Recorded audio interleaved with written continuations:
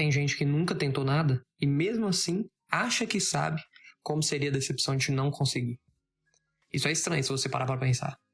Como alguém consegue sentir o peso de um fracasso que nunca aconteceu?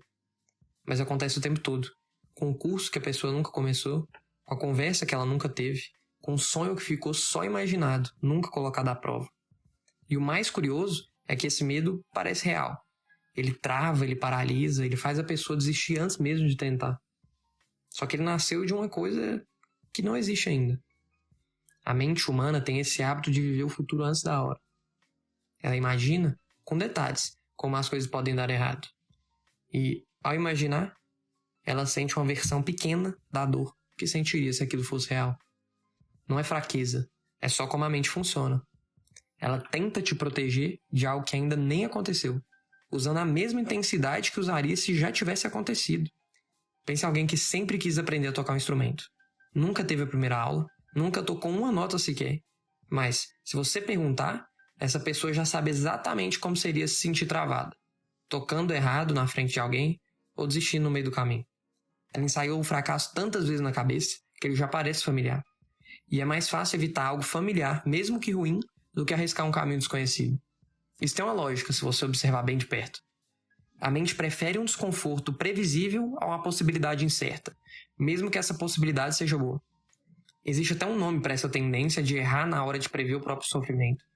2 psicólogos, Daniel Gilbert e Timothy Wilson, passaram anos estudando como as pessoas imaginam o próprio futuro emocional e encontraram um padrão que se repete bastante. A gente costuma superestimar o quanto uma coisa ruim vai doer.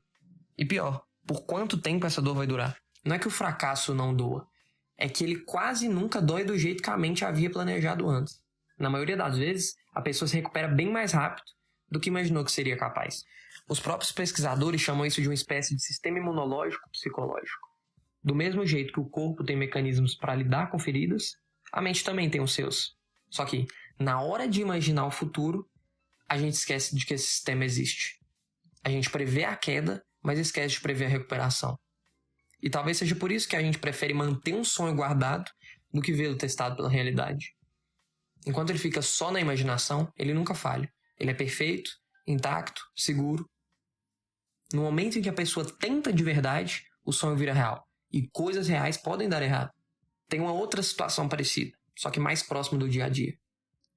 Alguém que precisa ter uma conversa importante. Pedir alguma coisa, encerrar algo que não faz mais sentido, ou até começar algo novo. A pessoa nunca chegou perto de fazer isso, mas já imaginou a resposta ruim e já sentiu por antecipação o silêncio incômodo depois de um não. E é interessante notar, ela está reagindo a uma cena que ainda não aconteceu, como se já tivesse acontecido. Isso mostra uma coisa sobre como a mente lida com o medo. Ela não precisa de uma experiência real para criar proteção. Basta imaginar o suficiente. Você não precisa ter caído de um lugar alto para sentir medo de altura. Não precisa ter se afogado para temer água funda. O corpo reage antes da prova. Da mesma forma, você não precisa ter fracassado de verdade para sentir o peso do fracasso. A mente empresta esse medo de outro lugar. De histórias que você ouviu, de pessoas que você viu desistindo, de coisas que alguém um dia disse que não ia dar certo. E, sem perceber, você aceita esse medo emprestado como se fosse seu, construído pela sua própria experiência. Isso muda um pouco a forma de olhar para esse tipo de travamento. Não é falta de coragem. É um medo que nasceu de uma história que você nunca viveu, mas decidiu acreditar como se fosse verdade. Existe uma diferença entre se proteger de algo real e se proteger de um fantasma. Quando o perigo é real, a proteção faz sentido. Ela te mantém inteiro. Mas quando o perigo é só uma imaginação repetida várias vezes, a proteção vira uma prisão. Ela não te salva de nada e só te impede de descobrir o que poderia ser. E o fantasma, por mais assustador que pareça, nunca teve chance de te machucar de verdade. Porque ele nunca aconteceu. Talvez você reconheça isso em algum canto da sua vida. Aquele projeto que você adia, aquela conversa que você evita, aquele caminho que você olha de longe, mas nunca se aproxima. Não é preciso ter certeza de que vai dar certo para dar o primeiro passo. Só é preciso aceitar que a incerteza faz parte. Coragem, no fim, não é ausência de medo. É seguir mesmo sem essa certeza. É agir enquanto o medo ainda está ali, sem esperar ele ir embora primeiro. Porque ele não vai embora antes. Ele diminui depois, com a prática, com a experiência, com pequenos passos que mostram, pouco a pouco, que o fantasma era menor do que parecia. Ninguém sente coragem antes de agir. A coragem aparece durante ou às vezes só depois, quando a pessoa olha para trás e percebe que atravessou algo que parecia impossível. E talvez se explique porque tanta gente espera se sentir pronta antes de começar. Só que essa prontidão não vem antes. Ela é construída no meio do processo, não antes dele. É como esperar aprender a nadar sem entrar na água. A vida não costuma dar essa garantia antecipada.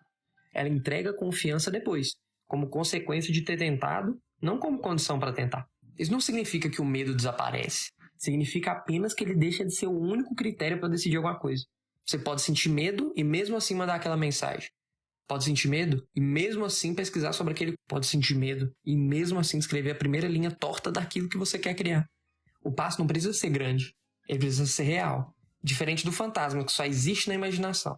Um passo pequeno já pertence ao mundo real. E o mundo real, mesmo quando dói, costuma doer menos do que a mente havia previsto. Talvez essa seja a parte mais silenciosa dessa história.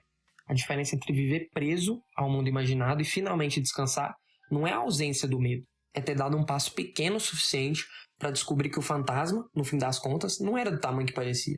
E fica essa pergunta no ar, sem pressa de resposta. Quantas vezes você já viveu por antecipação uma dor que nunca chegou a existir de verdade?